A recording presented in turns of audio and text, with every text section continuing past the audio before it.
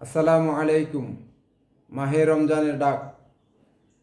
আল্লাহর অনুগত বান্দারা বলবে দোয়ায়, হে আমাদের পালনকর্তা, তোমার বান্দা এমন স্ত্রী সন্তান চায় যারা বিচরণ করবে তোমার বিধানের ছায়ায়, যাদের দেখে চক্ষু শীতল হয়ে যায়। আপনার প্রথম শ্রেণীর বান্দা যারা থাকে মুত্তাকির আঙ্গিনায়, যাদের কর্মপ্রচেষ্টায় আপনার বিধান জমিনে প্রতিষ্ঠা পায়। এই আন্দোলন সংগ্রাম যাতে দুর্বার গতিতে এগিয়ে নেওয়া যায়, এজন্য সুযোগ দিয়ে আমাদের পরিণত করো তাদের অগ্রগামী বা নেতায়।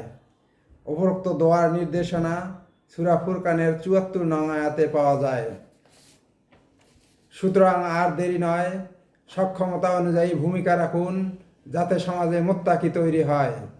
যে মুত্তাকির অভাবেই এক বাক্সের দান অন্য বাক্সে চলে যায়।